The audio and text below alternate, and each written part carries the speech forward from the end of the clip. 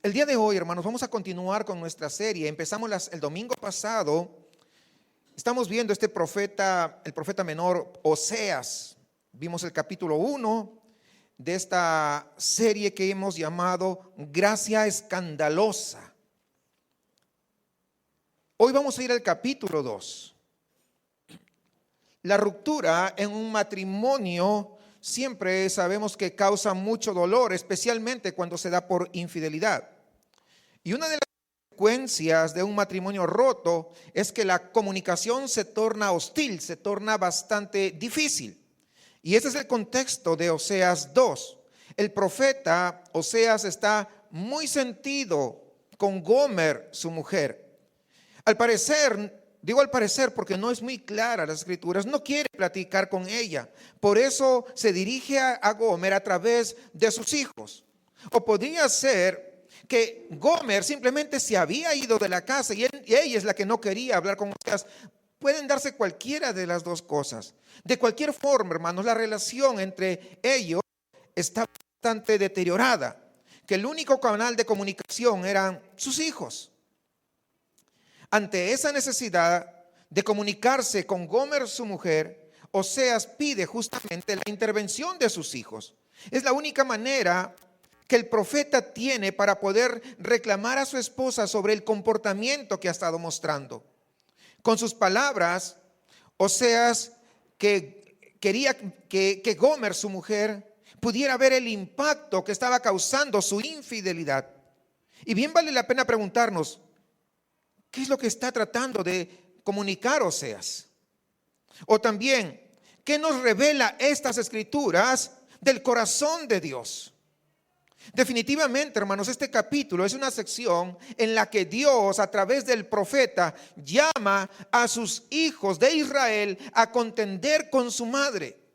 Y en esta alegoría o figura, usando la madre, que es la representante de la nación de Israel, el esposo, es decir, Oseas, por supuesto, Oseas representa a Dios en esta alegoría. Y los hijos son representantes de los israelitas de forma individual. Y lo que tenemos es la forma alegórica o ilustrativa de parte de Dios de poder expresar su amor incondicional hacia la nación. Es lo que vamos a estar viendo el día de hoy. Pero también vamos a ver ese profundo dolor y ese disgusto en Dios. ¿Por qué? Porque la generación en la que vivía Oseas se había alejado de él. Y lo está ilustrando a través de esa relación entre el profeta Oseas y la relación con su mujer. Sin embargo, hay algo importante. Dios suplica a la generación, y es obvio por lo que dice que Él quiere recuperar a su esposa. Y al final sabemos que la obtendrá. Y usted podrá preguntarse, ¿cómo la sabemos? Porque en muchas de las profecías concluyen con una restauración entre Jehová e Israel. Lo hemos visto en varias profecías. Y antes de entrar a la lectura, ahí donde está, incline su rostro y vamos a orar.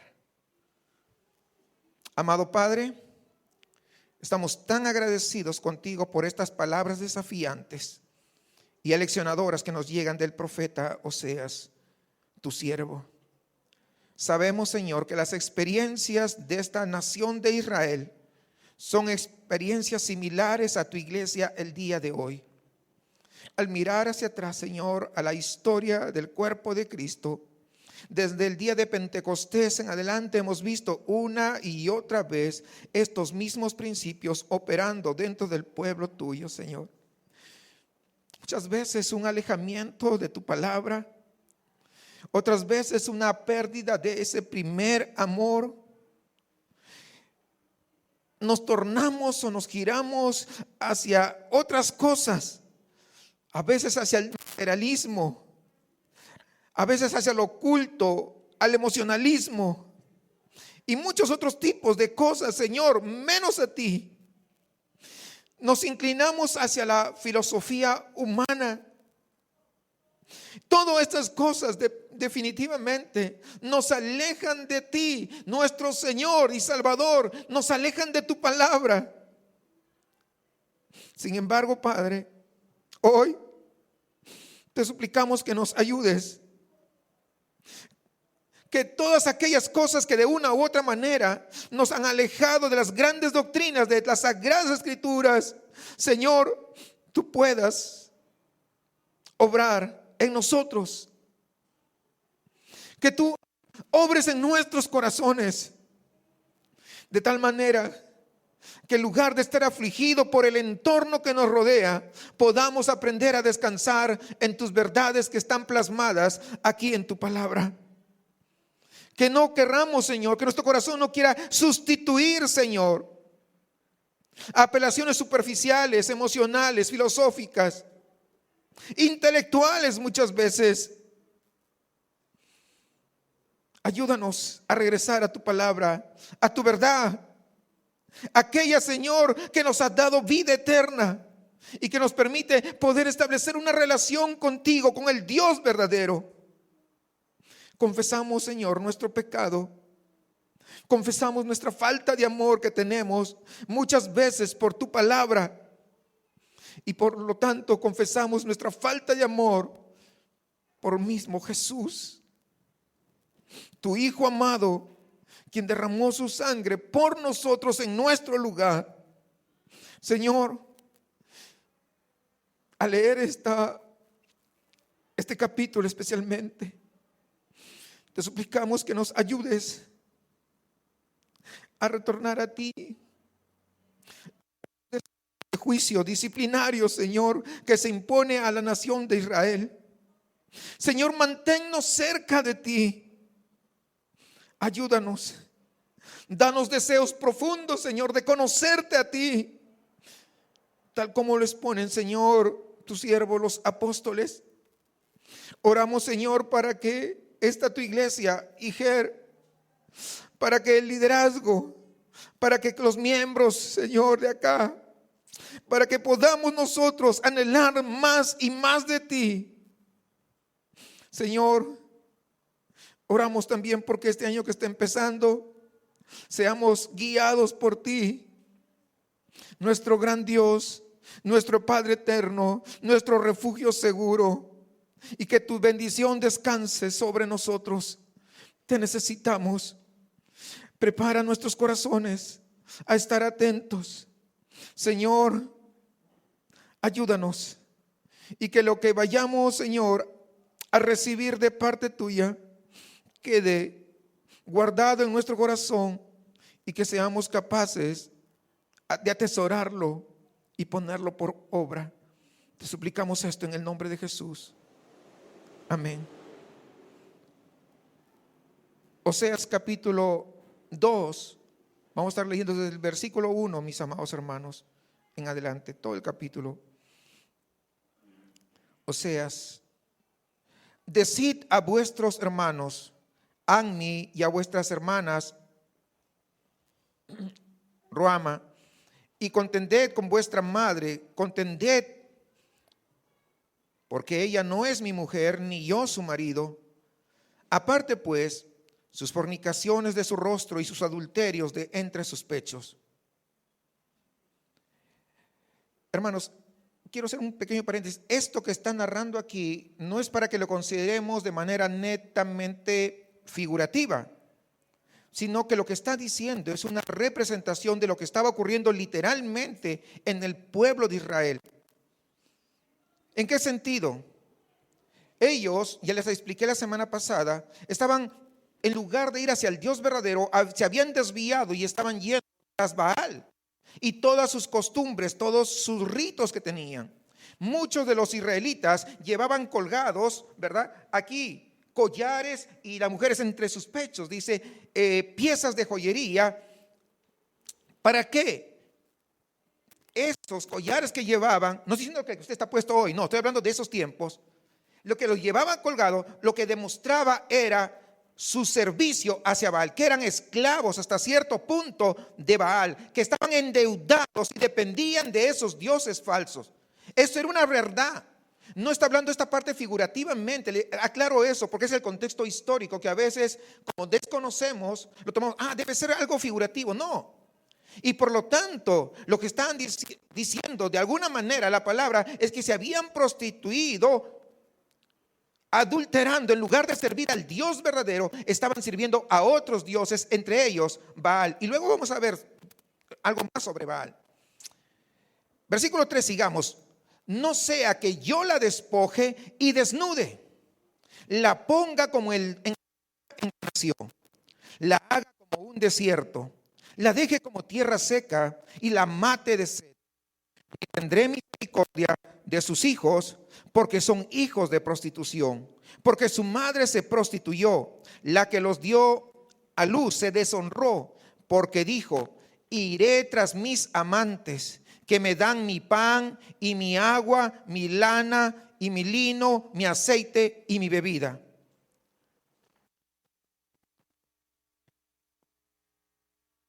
Algo. Vamos a continuar leyendo. Hay una muestra de los pensamientos que Dios tiene. ¿Y cómo lo sabemos? Dice, por tanto, dice en el versículo 6. Luego hay una segunda forma, dice, por tanto, otra vez, una segunda vez hay en el versículo 9. Y luego dice, por tanto, en el versículo 14. O en algunas está traducido como pero, que también es la misma palabra realmente. 3 veces, hermanos, está dando a conocer el profeta el pensamiento que tiene Dios respecto a ese pueblo. Y quiero que tengan en mente esto, por eso estoy haciendo estas pequeñas pausas. Sigamos con la lectura, versículo 6. Por tanto, he aquí, yo rodearé de espinos su camino y la cercaré con seto, y no hallará sus caminos, y seguirá a sus amantes y no los alcanzará, los buscará y no los hallará. Entonces dirá: iré y me volveré a mi primer marido, porque mejor me iba entonces que ahora mismo. Esto que acabamos de leer, ¿recuerdan a qué se parece? Se parece mucho al pródigo, ¿recuerdan? Que pensó lo mismo después de haber dejado la casa de su padre. ¿Sí se da cuenta? Tiene ahí una similitud bastante interesante. Versículo 8, sigamos. Y ella no reconoció que yo le daba el trigo, el vino y el aceite, y que le multipliqué la plata y el oro que ofrecían a Baal. Versículo 9. Nuevamente, otro pensamiento. Por tanto, yo volveré y tomaré mi trigo a su tiempo y mi vino a su sazón, y quitaré mi lana y mi lino que había dado para cubrir su desnudez.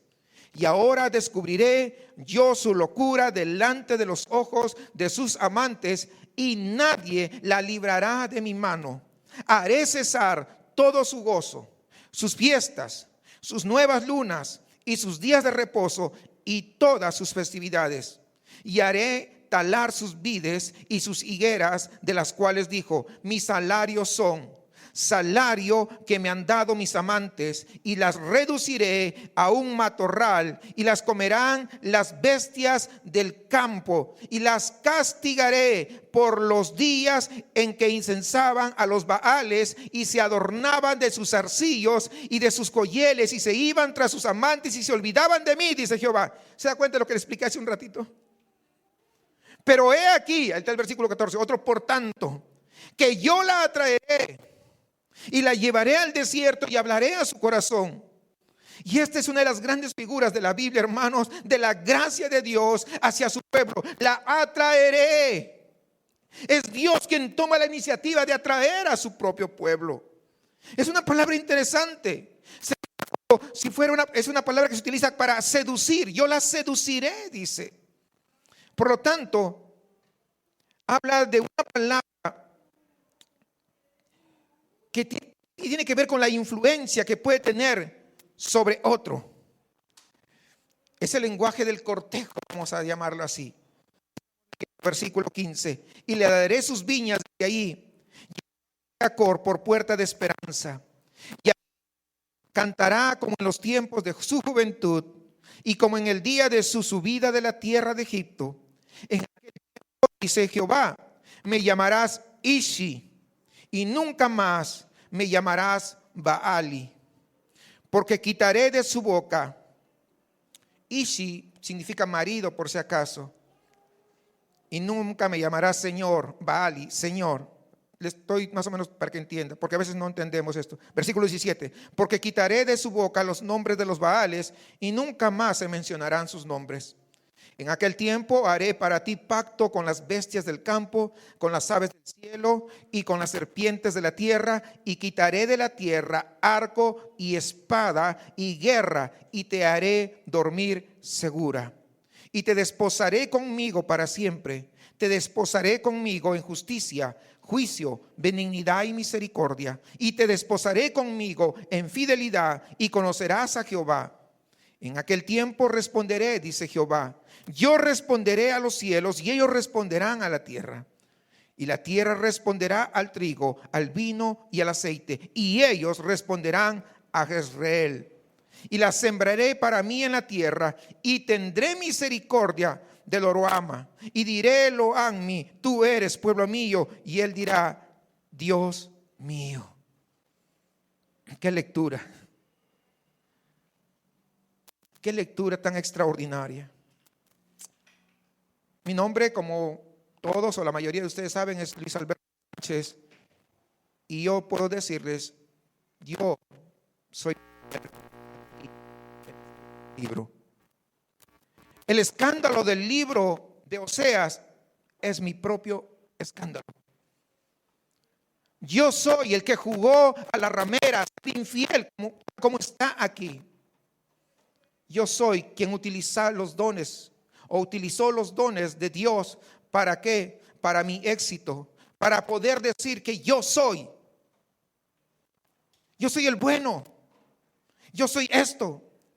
¿Y sabe qué hago con los dones que Dios me dio? Muchas veces alimento a los ídolos que hay en mi corazón. Yo soy, hermanos, el que huyó, el que se fue lejos, pero también yo soy el que Jesús compró. Yo soy el que Jesús me rescató de la vanidad de mi vida, de ir por caminos idólatras. Y miren que debemos abordar este libro considerándonos justamente como parte de la historia, como les decía la semana pasada. No podemos mirarlo de lejos y decir, sí, ella fue así. No, yo soy así. Yo fui así. De ahí es que Dios me rescató. Yo sé que para algunos de ustedes tal vez el libro de Oseas era la primera vez que usted lo leyó o estudió. Y yo espero, hermanos, que usted haya estado analizando a lo largo de esta semana el Evangelio de Jesucristo de manera diferente. Y espero, puedo decirles entonces en conclusión, que la historia de Gomer, esa es mi historia. Yo no sé si tú consideras también eso de ti, porque es la manera en que debemos abordar este libro, considerándonos justamente como parte de la historia, como les decía la semana pasada. No podemos mirarlo de lejos y decir, sí, ella fue así. No, yo soy así. Yo fui así. De ahí es que Dios me rescató. Yo sé que para algunos de ustedes, tal vez el libro de Oseas era la primera vez que usted lo leyó o estudió. Y yo espero, hermanos, que usted haya estado analizando a lo largo de esta semana el Evangelio de Jesucristo de manera diferente. Y espero que usted haya entendido el mensaje. Que usted, como les decía, no solamente Oseas no es para hablarnos a nuestro intelecto. Oseas es para hablarnos directamente a nuestro corazón por la forma como lo grafica. No es simplemente un enunciado. No solamente son palabras, es una ilustración con un acto físico que se ve. En el matrimonio de Oseas y de Gomer se ve justamente la relación entre Dios y su pueblo. Este estudio o esta serie que estamos desarrollando, que se llama Gracia Escandalosa, tiene como objetivo que nosotros podamos ver la gracia extraordinaria y sobreabundante de Dios. ¿Para quiénes? Para las personas rebeldes, para los descarriados, los desobedientes, insensibles. ¿Y sabe por qué? Porque Él es Dios, porque Él no es como nosotros. Porque nosotros nos hacen algo y jamás queremos saber nada con esa persona. Aunque muchas veces decimos te perdono, pero siempre hay ese bichito dentro de nosotros que está sacando a la luz todo aquello que nos hicieron. Pero Dios no hace eso. Muy por el contrario. Hermanos amados, la historia de Oseas, lo que está narrado en este libro, no se trata de Oseas. No se trata de Gomer, ni siquiera mucho menos de Israel. ¿Sabe qué es? ¿De qué se trata? Se trata de Dios, de un Dios misericordioso, de un Dios amoroso, de un Dios que es justamente celoso, pero también es redentor y que persigue a los pecadores en medio de su rebelión para atraerlos hacia Él. Entonces, mientras nosotros acá decimos, yo soy Gomer, también podemos decir con más fuerza todavía, pero Él es mi Salvador, Él es mi Redentor y yo sé que Él vive. Si no nos vemos como Gomer, hermanos, nos creemos más bondadosos, nos creemos sanos, pero Él ha venido por los enfermos, pero Él ha venido por los perdidos, Él ha venido por aquellos que sabe que no merecen nada. En caso que no estuvieses aquí la semana pasada, o tal vez llegaste pero de repente estabas distraído en tu smartphone, no sé si viendo Facebook o WhatsApp, viendo tus llamadas durante la introducción de mi sermón, tal vez te perdiste esto, pero para aquellos que no llegaron, y todos de una vez vamos a revisar algunos puntos claves de la semana pasada. ¿Por qué estudiar un libro que es tan viejo, 8 siglos antes de Cristo? Imagínense. ¿Por qué estudiarlo? Yo les decía, en primer lugar, mencioné 4 cosas. Algunos yo sé que lo recuerdan, tienen muy buena memoria. Dice, para que sintamos el peso y la belleza de la gracia de Dios en primer lugar. En segundo lugar, porque los profetas, aunque se dice menores, no es porque sean menos que Isaías o Jeremías, sino porque los libros son mucho menos voluminosos, desde luego.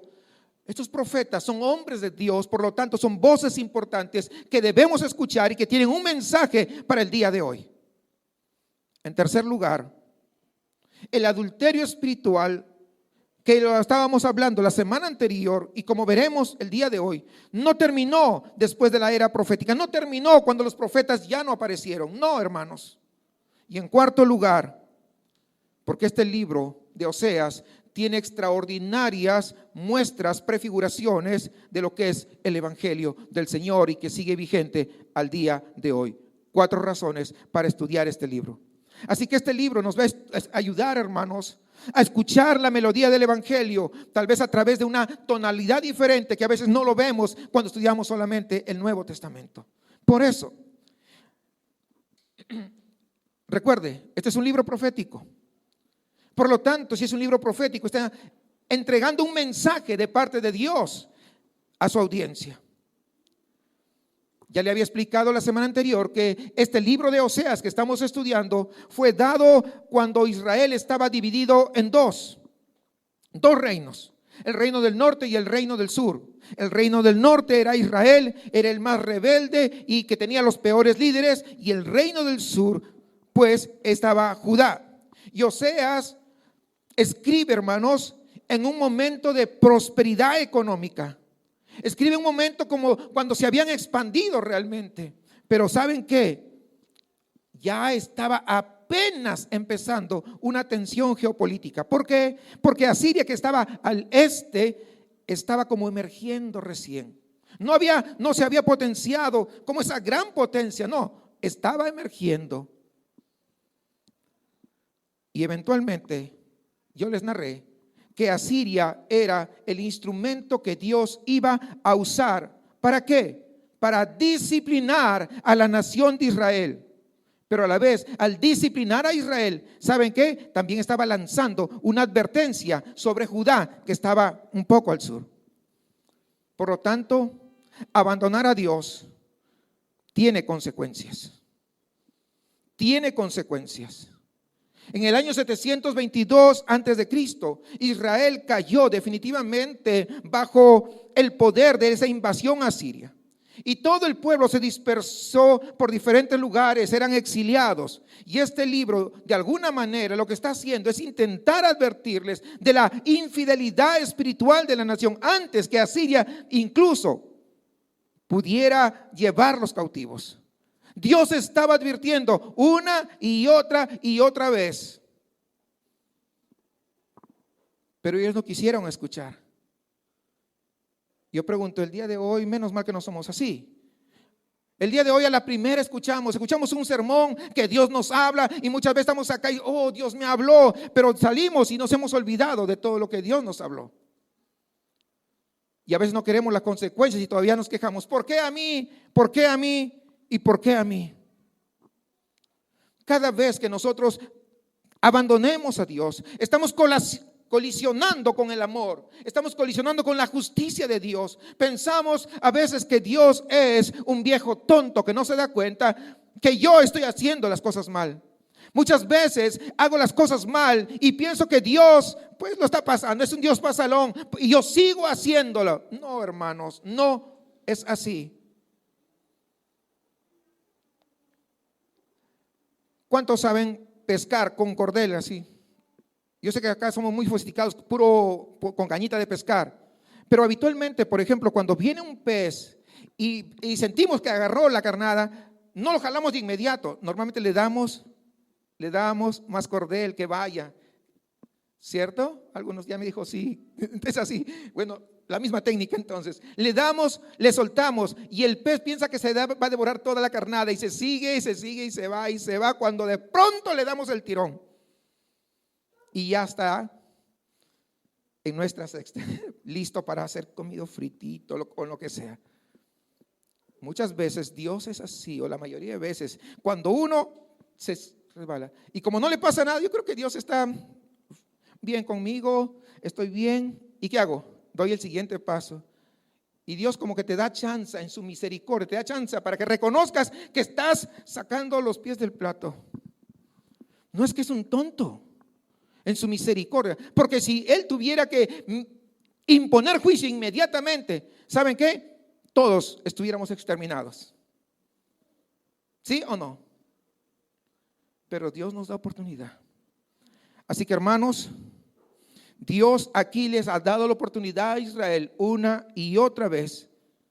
Él quiere que ellos puedan sentir el peso de lo que Dios siente por lo que ellos, el pueblo de Israel, ha hecho. Por eso es que manda esta profecía a través de Oseas. Por eso que utiliza, imagínense, el matrimonio de Oseas con una mujer que se casó con él y en ese momento juró fidelidad a ese pacto matrimonial. Pero ¿qué pasó? Que se prostituye, lo cual es una imagen de esa relación con Dios. La imagen, el lenguaje y la historia, hermanos, están diseñadas para poder llegar al corazón, porque ese soy yo. Oseas, hermanos, nos va a ayudar a ver y sentir el verdadero escándalo de la gracia de Dios. Pero tenemos que nosotros ponernos allí dentro de la historia, no aparte, no mirarlo de lejos. Yo soy Gomer, yo soy el que falló, yo fui infiel con Dios. El capítulo 1, de alguna manera, ha preparado el escenario para la gracia escandalosa. Y en los capítulos 2 y 3 vamos a ver la postura de Dios hacia su pueblo. Vamos a ver cómo Dios, estoy hablando en esos términos, sabemos que Dios no es un ser humano, pero como que se inclina hacia su pueblo, hermanos, para poder seducirlo, para poder cortejar a ese pueblo de Israel. Oímos las advertencias sobre las disciplinas que van a llegar, pero también somos testigos de una ilustración muy vívida cuando Oseas, a pesar de lo que había hecho su mujer, de haber tenido una infidelidad, de haberse ido a prostituir, él va y lo compra. ¿Sí recuerda eso? Lo compra nuevamente y lo lleva de regreso. Hermanos, eso es lo que el Señor ha hecho por nosotros. Estos capítulos, hermanos, nos van a mostrar la forma en que Dios persigue a su pueblo a costa de una gracia, no cualquiera, una gracia costosa. Así que al recorrer esta sección, asegurémonos, hermanos amados, de no desconectarnos de la historia, de no desconectarnos y ponernos como en tercera persona. No, yo soy aquí. Recordemos con regularidad que Dios sigue persiguiendo a su pueblo con una gracia costosa. De hecho, es posible que la razón por la que tú estás el día de hoy aquí es que Dios te está persiguiendo con su gracia ahora mismo. No pases por alto lo que te estoy diciendo. Versículo 1. Vamos a ver esa persecución llena de gracia. Del 1 al 5. Decid a vuestros hermanos Anmi y a vuestras hermanas Ruama, contended con vuestra madre, contended. Mire, la repetición, porque ella no es mi mujer, ni yo su marido. Aparte pues sus fornicaciones de su rostro y sus adulterios de entre sus pechos, no sea que yo la despoje y desnude, la ponga como el día en que nació, la haga como un desierto, la deje como tierra seca y la mate de sed. Ni tendré misericordia de sus hijos, porque son hijos de prostitución, porque su madre se prostituyó, la que los dio a luz se deshonró, porque dijo: iré tras mis amantes, que me dan mi pan y mi agua, mi lana y mi lino, mi aceite y mi bebida. El capítulo 2, hermanos, es notable por la forma como comienza. Mientras la gente es rebelde, Dios los persigue con amor y con gracia. Dios se acerca a ellos proyectando no el momento, sino la visión de futuro, reafirmando su amor por ellos. Mientras que este texto lo que resalta es la rebeldía de Israel. Porque si me iré tras mis amantes, porque ellos son los que me proveen esto, aquello, lo otro. No reconoce a Dios, quiere ir tras todos sus amantes. A veces somos así. Vamos tras nuestros propios ídolos. Hermanos, sin embargo, Dios vemos que no los deja a su pueblo. Todo lo que pasa al pueblo de Dios, incluida su disciplina, escúcheme bien, incluida su disciplina, es una muestra del amor de Dios. ¿Alguien puede decir amén? Si usted no está de acuerdo, vuelva a leer la Biblia. O vuelva a leer, a menos este pasaje. Hermanos, todo lo que nos pasa, aun cuando hay disciplina en nuestra vida, es una muestra del amor de Dios. Aquí hay duros, es como decir, conceptos respecto a la disciplina. Sin embargo, lo que está aquí no puede eclipsar al gran amor de Dios, que es mucho más extraordinario, porque Él siempre los amará. Si usted es un padre, una madre que tal vez ha tenido o tiene un hijo descarriado, sabe exactamente cómo es esto. Sabe exactamente. Los hijos muchas veces pueden decepcionarnos. Los hijos muchas veces pueden lastimar a sus padres. Sin embargo, los padres todavía aman a esos hijos, ¿sí o no? Claro. Los padres muchas veces desearían poder dejar de amar a esos hijos, porque muchas veces el amor de los padres hace que la rebeldía de los hijos sea mucho más dolorosa al corazón. ¿Sí o no? No quisieras amarlo tanto como lo amas. Lo mismo es cierto para un cónyuge que no se arrepiente. El dolor de la rebeldía, hermanos, está arraigado en el amor. Así que si usted conoce ese dolor de alguna manera personal, yo quiero que en esta mañana decirte: anímate. Dios también lo hace, y la forma en que Dios responde podría ser un estímulo muy útil para ti. Porque después de afirmar su intención de amor, ¿sabe qué hace? Dios suplica a Israel. Y la palabra se usa 2 veces, lo hice notar hace un momento cuando hacíamos la lectura. Hay una estrecha proximidad, lo que es una forma frecuente de énfasis en una poesía hebrea. Cuando repite una y otra vez, está hablando de algo contundente. Fíjense esto. La palabra hebrea que acabamos de mencionar estaba relacionada con una solicitud muy seria, incluso diríamos hasta legal, cuando dice contended. ¿Lo ve? Ahí está. Se lo resalté cuando estábamos leyendo. Contended. Todas las advertencias que siguen, hermanos, en el texto son parte de la búsqueda intencional de Dios por su pueblo. Les advierte fuertemente. ¿Y sabe por qué les advierte? Mira, va a venir esto, aquello y lo otro. ¿Sabe por qué? Porque los ama. Porque los ama. Este versículo 2 también nos recuerda por qué cualquier acción de parte de Dios siempre es en base a su misericordia. No es aquel como el padre que se enoja y muchas veces va a castigar al hijo y hasta pierde los papeles. Y muchas veces castigan a los hijos para desquitarse, pero no para disciplinar. Dios no es así. Dios no es así. El matrimonio con Israel está roto porque ha habido adulterio. Se debe al adulterio espiritual de Israel. Está viviendo la vida de una mujer descarriada.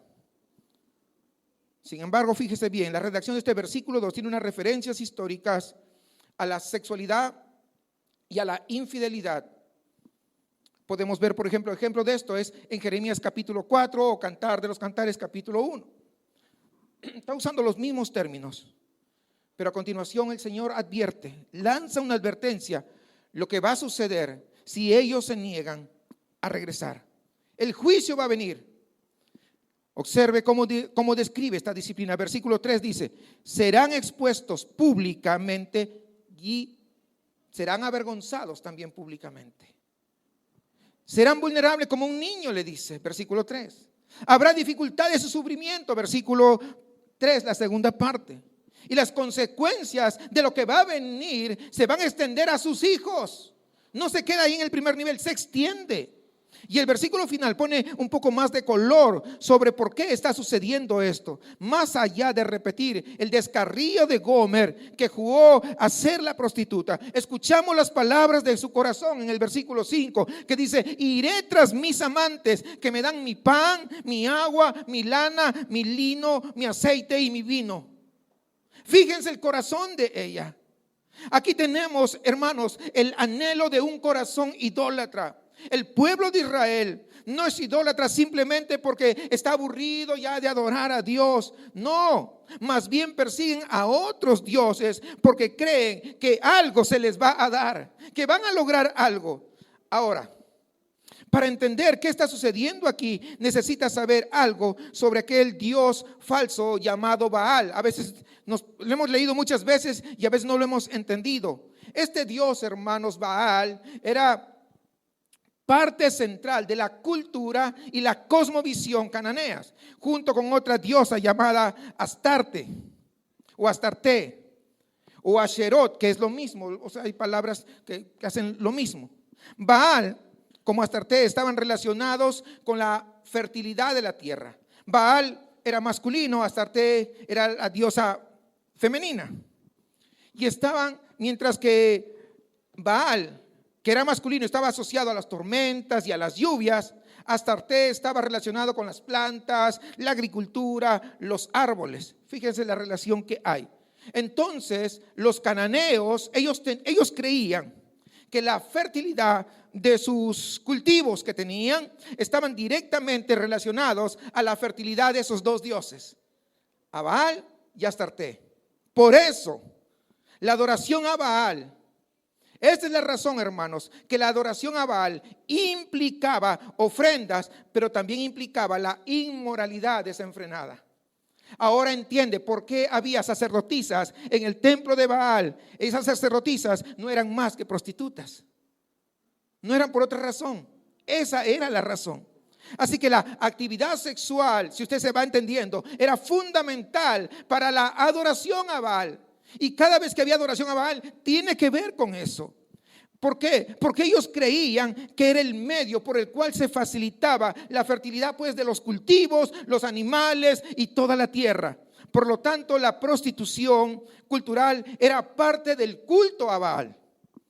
De hecho, cuando un adorador, por ejemplo, iba a Baal y seleccionaba una prostituta, porque es lo que hacían, allá en el templo de Baal, él le decía, imploro a la diosa Astarte que te favorezca a ti y a Baal que me favorezca a mí. Fíjense, esa era más o menos la frase, el lema que decían cuando ellos iban a adorar a Baal. ¿Por qué adoraban a Baal? Porque ellos esperaban sacar algo de provecho. ¿Sí se da cuenta? La atracción, hermanos, mortal entre Baal fue la estrategia satánica de combinar lo que la gente creía que necesitaba, junto con el placer sexual. Y luego, pues, como era algo cultural, parecía normal, todo el mundo lo hace. Parecía muy normal. Al final del día, los cultivos necesitan lluvia, ¿sí o no?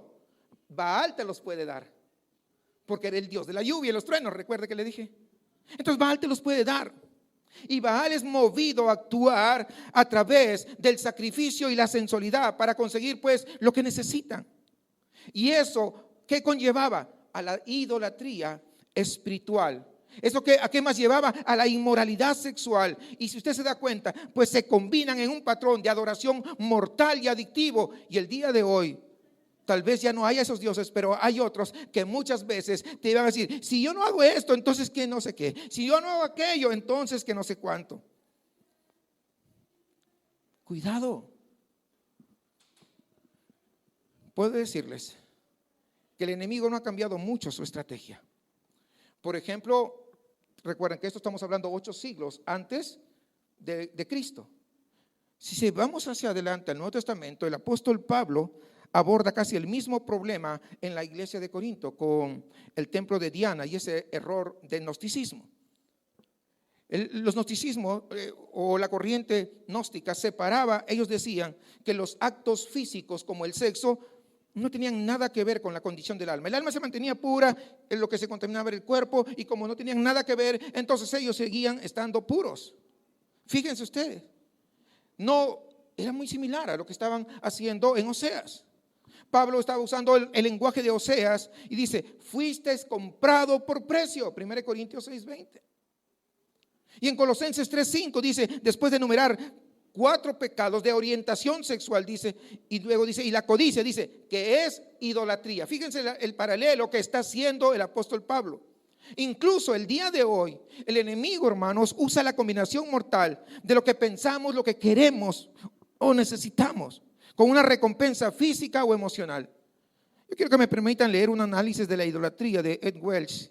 Quisiera leerlo textualmente. Él dice lo siguiente, dice, lo mismo ocurre con la idolatría moderna.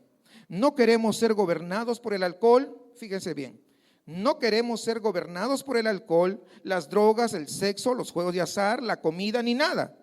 No queremos que estas sustancias o actividades nos den lo que queremos. Bueno, perdón, no, estoy leyendo mal. Los juegos de azar, la comida, ni nada. No, dice.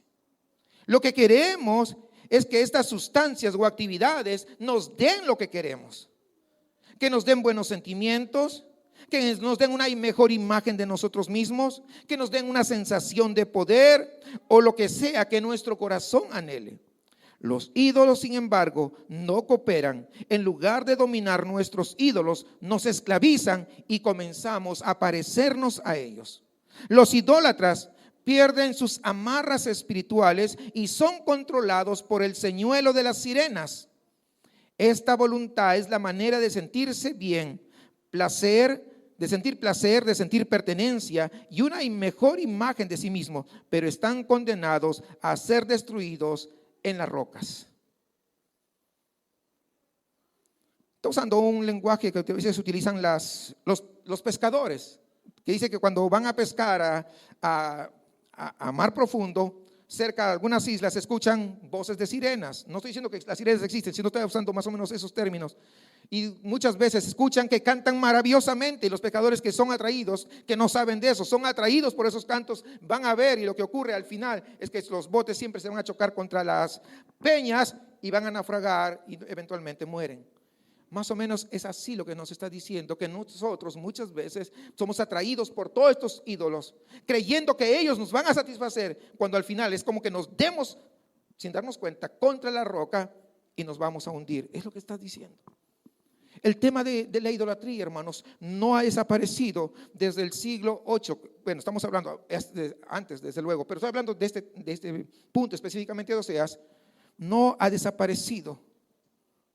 800 años de Jesucristo y está vigente. Y todavía es un problema desenfrenado. Y Dios todavía sigue persiguiendo a su pueblo debido a eso. Él todavía está persiguiendo con gracia a personas, hermanos, cuyo deseo muchas veces está roto y son culpables de tener a otro Dios.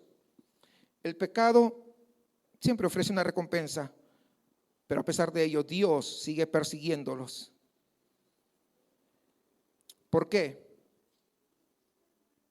Porque Él es Dios. No es un tonto, no nos equivoquemos. No es un tonto, vuelvo a repetir, es Dios y muestra gracia. De tal manera, cuando que tú regresas, cuando tú vienes a Él y dices, y te cae el 20, porque es lo que va a pasar. Tu mente es como que se abre y dices, tan tonto que fui perdiendo mi tiempo. Gente, por ejemplo, que ha venido a los caminos del Señor ya cuando son grandes, casi todos que yo he escuchado, dice, ¿por qué perdí tantos años fuera? Yo recuerdo, y comienza, yo recuerdo que cuando era pequeño me invitaron a una escuelita de verano. Yo recuerdo que cuando era pequeño yo iba y asistía a la escuelita dominical. Yo recuerdo, y comienzan una y otra. Pero fui rebelde y se fueron. Pero Dios viene y los atrae. Y cuando los atrae y son salvos, dice, ¿por qué? ¿Por qué? ¿Por qué? ¿Por qué? Porque Él es Dios.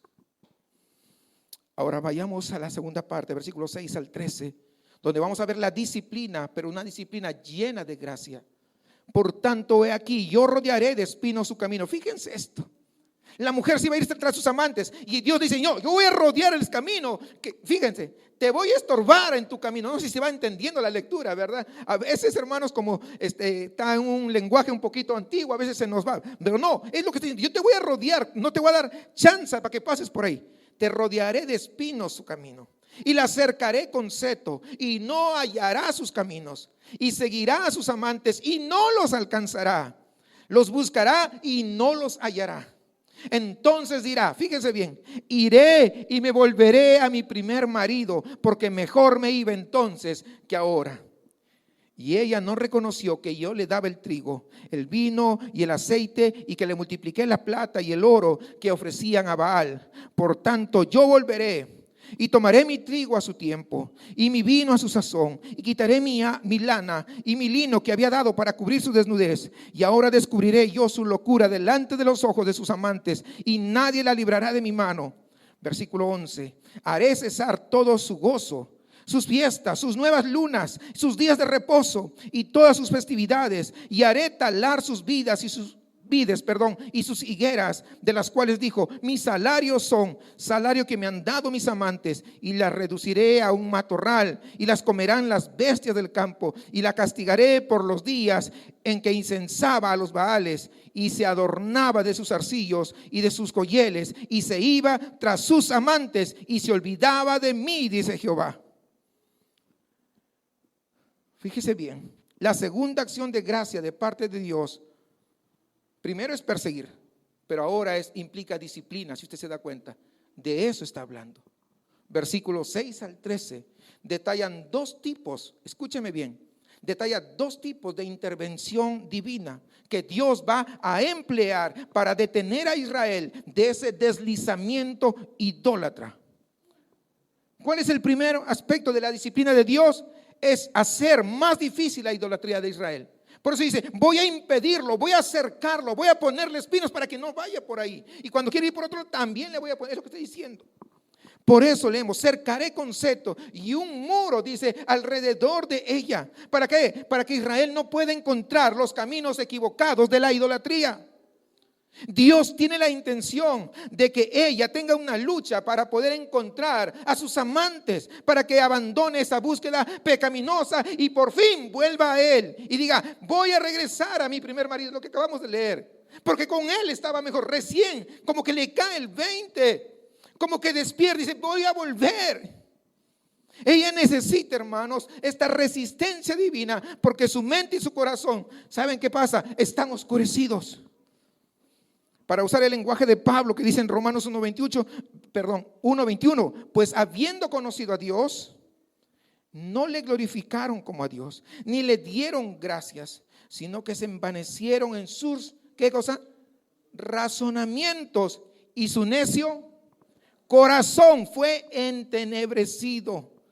La nación, hermanos, ya no conectaba las bendiciones de su vida con el favor de Dios. No solamente ellos dan por sentada la bondad y la misericordia de Dios, sino que también utilizan esos recursos. ¿Para qué? Para su idolatría, es lo que acabamos de leer. Las bendiciones de Dios lo usan para su idolatría. Ponte a pensar cuántas veces lo que Dios te ha dado, la bendición de Dios, también lo usamos para nuestra propia idolatría. Santiago 4, después de llamar adúltera a la gente debido a su codicia, escuchamos que él dice en el 4:4 y el 6 dice: Dios resiste a los soberbios, pero da gracia a quienes, a los humildes. Usted lo sabe, hermano. Da gracia a los humildes. Dios sigue oponiendo resistencia a su pueblo cuando estos se desvían. Y yo creo que ustedes, algunos de ustedes, saben exactamente de esto. Incluso, ¿sabes qué? Déjeme decirte esto. Tal vez el sermón de hoy sea parte de la resistencia de Dios a tu vida. Y sigues recibiendo advertencias del Señor. Ese es el primer paso de la disciplina. Le dije que había 2 pasos. Hay más. Versículos 9 al 13. Encontramos al Señor tomando acciones ya más específicas, más drásticas. Fíjense, primero ya vimos cuál es, pero ahora vamos a ver más específico. Hay 6 declaraciones donde Dios dice: yo haré. Y todas están conectadas a la disciplina de Dios. Versículo 9, Dios tiene la intención, dice, de retirar las provisiones en las que el pueblo confiaba. Versículo 10 dice que Dios va a exponer públicamente, ya no puede esconderse nada en la oscuridad. En el versículo 11 dice: se detendrán las celebraciones de Israel, la fiesta se acabó. Versículo 12 dice que Dios quitará las cosas que ella cree que se ha ganado o que ha merecido. Y el versículo 13, el favor de Dios será quitado y ella será castigada por esa adoración pagana. Es decir, si usted se da cuenta, Dios quita recursos, Dios quita la privacidad, Dios quita la felicidad, Dios quita la posición, Dios quita las posesiones y Dios quita su favor. ¡Qué tremendo, hermanos! Dios quiere que Israel sepa que está experimentando la disciplina del Señor para poder recuperarla. Dios ama a Israel, por lo tanto, debe hacer algo y es lo que está haciendo. El libro de Hebreos hace eco justamente de este sentimiento acerca de los amorosos propósitos de Dios en la disciplina divina. Mire Hebreos 12:5, creo que usted lo conoce, es un pasaje bastante conocido. Del 5 al 6 dice: y habéis ya olvidado la exhortación que como a hijos se os dirige diciendo: hijo mío, no menosprecies la disciplina del Señor, ni desmayes cuando eres reprendido por Él. ¿Por qué? Porque el Señor al que ama disciplina y azota a todo aquel que recibe por hijo. Dios disciplina a su pueblo no por venganza. Dios disciplina a su pueblo por amor. Me pregunto si tal vez hoy en este día, en esta mañana, tú estás ahí. Tal vez se han apoderado de ti ídolos y están ahí agarrando tu corazón. Y puedes ver que el Señor te está enviando un mensaje a través de la resistencia, como lo vimos, o tal vez a través del alejamiento, de quitarte el favor de Él. Y hoy quiero decirte, ¿por qué no vuelves al Señor? Él te está amando, haciéndote la vida difícil. Tal vez no te había caído el 20, pero es lo que vemos aquí. No te resistas a su disciplina ni un día más. No es necesario. A veces me preguntan, ¿cómo sabes si es el Señor que te está disciplinando?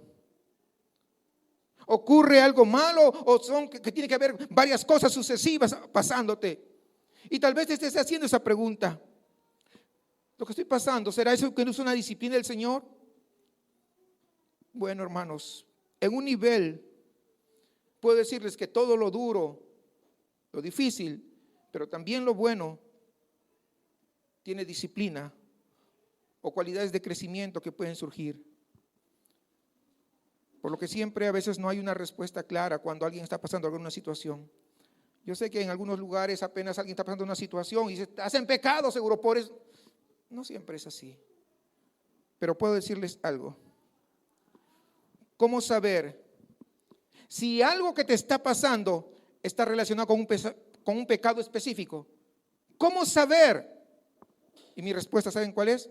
Tú lo sabes porque el Espíritu Santo te hace ver en qué has caído. Muy directo. No necesita que el pastor te lo diga, que ningún hermano te lo diga. Tú sabes perfectamente, casi inmediatamente, Y cuando lo sepas, recuerda que es una señal del amor de Dios por ti que eso esté sucediendo en tu vida. En lugar de renegar, agradécele y comienza y retorna el camino como el hijo pródigo, porque Él te espera con los brazos abiertos. Después de haber visto la persecución llena de gracia del Señor, en segundo lugar, la disciplina de gracia también. Vamos a ver la esperanza de gracia. Versículo 14 al 23. Pero he aquí que yo la atraeré, fíjense esto, y la llevaré al desierto y hablaré a su corazón. Y le daré sus viñas desde allí y el valle de Acor por puerta de esperanza. Y ahí cantará como en los tiempos de su juventud y como en el día de su subida de la tierra de Egipto. En aquel tiempo, dice Jehová, me llamarás Ishi, me llamarás marido y nunca más me llamarás Señor. Baali. Porque quitaré de su boca los nombres de los Baales y nunca más se mencionarán sus nombres. En aquel tiempo haré para ti pacto con las bestias del campo, con las aves del cielo y con las serpientes de la tierra, y quitaré de la tierra arco y espada y guerra, y te haré dormir segura, y te desposaré conmigo para siempre. Te desposaré conmigo en justicia, juicio, benignidad y misericordia, y te desposaré conmigo en fidelidad, y conocerás a Jehová. Versículo 21, en aquel tiempo responderé, dice Jehová. Yo responderé a los cielos y ellos responderán a la tierra. Y la tierra responderá al trigo, al vino y al aceite, y ellos responderán a Jezreel. Y lo sembraré para mí en la tierra, y tendré misericordia de Lo-ruhama, y le diré a Lo-ammi, tú eres pueblo mío, y él dirá, Dios mío. Si usted ha estado atento, hermanos, esta lectura debería llegarnos a nosotros profundamente. En este versículo 14, hermanos, da un giro hermoso y esperanzador. No sé si usted lo notó, en versículo 14, acabamos de empezar. Cuando vemos, hermanos, esta tercera expresión de la búsqueda misericordiosa de Dios por su pueblo, el tono cambia. Quisiera leerlos en otra versión, la versión del inglés estándar. Me gustó esta versión, dice, por tanto, he aquí que la seduciré, la llevaré al desierto y le hablaré tiernamente. Dios tiene una intención de recuperar el corazón de su pueblo.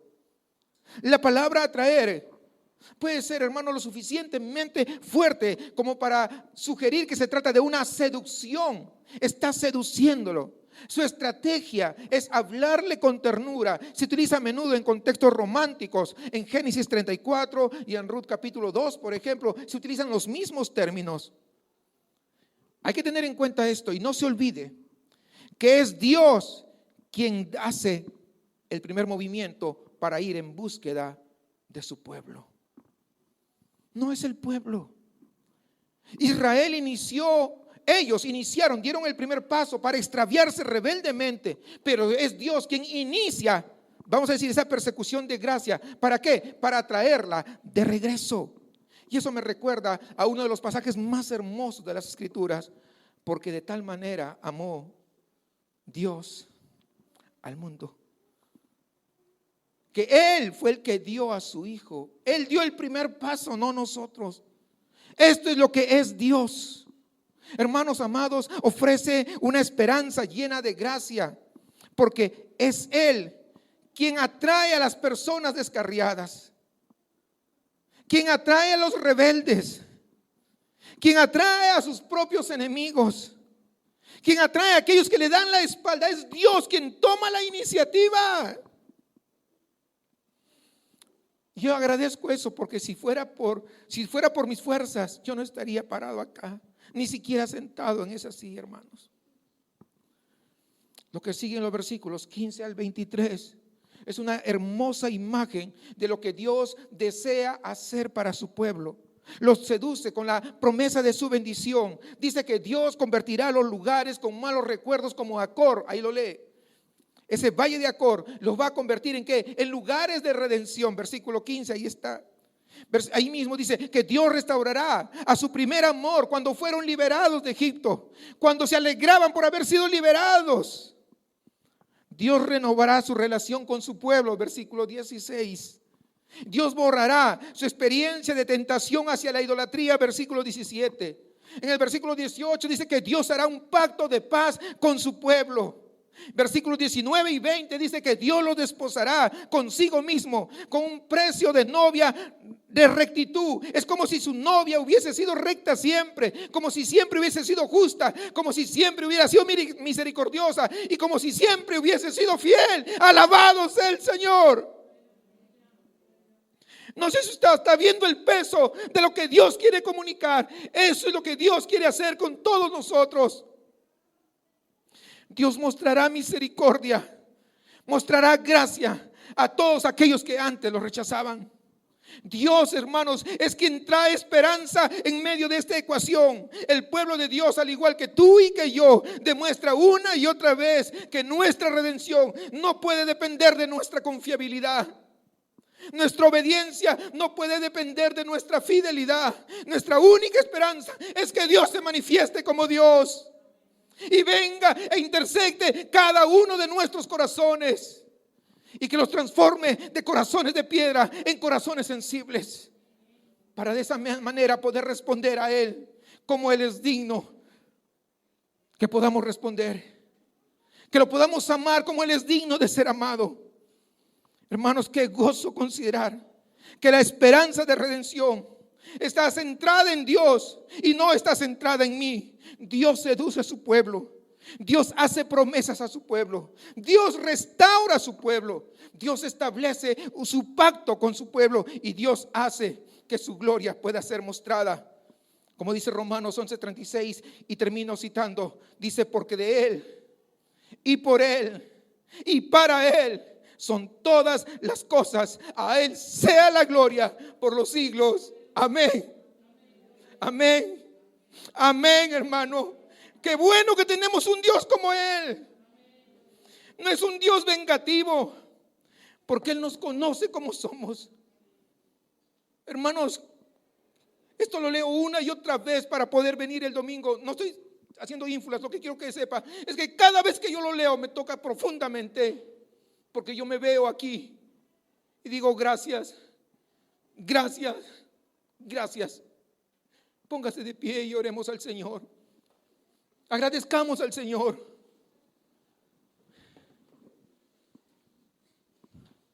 Amado Padre, en esta hora nos acercamos ante tu presencia. Te queremos dar muchas gracias por estas palabras tan extraordinarias del profeta, tu siervo Oseas, que habló a su pueblo, que lo rechazó en gran medida, pero cuyo mensaje aún el día de hoy, Señor, nos emociona. Aunque el mundo, Señor, rechace este mensaje, te damos muchas gracias por estas magníficas promesas, porque reconocemos, Señor, en esta hora que nosotros también hemos sido llevados a una relación, Señor, matrimonial contigo por tu gracia. Que nosotros somos herederos de las bendiciones abrahámica, davídica y de ese nuevo pacto, Señor, en virtud de la sangre que fue derramada por los pecadores allí en la cruz del Calvario. Señor, gracias. Pero también en esta hora te quiero suplicar que si hay alguien en esta audiencia que aún no ha venido a tus pies, que aún no te conoce, Señor, no le des descanso ni paz hasta que él o ella puedan descansar en Cristo. Gracias, Señor, porque una vez en este servicio de adoración nos hablas y nos das esperanza. Y aún en medio de la situación que estamos atravesando, sabemos que tú eres soberano y que nos amas, sin importar si el mundo no lo hace. Señor, gracias. Te suplico que esta exposición pueda llegar a nuestro corazón y que podamos guardarla, que podamos recordarla, el amor tan grande, la gracia tan extraordinaria que tú tienes para nosotros, tu pueblo, tus hijos. Gracias en el nombre de Jesús. Amén.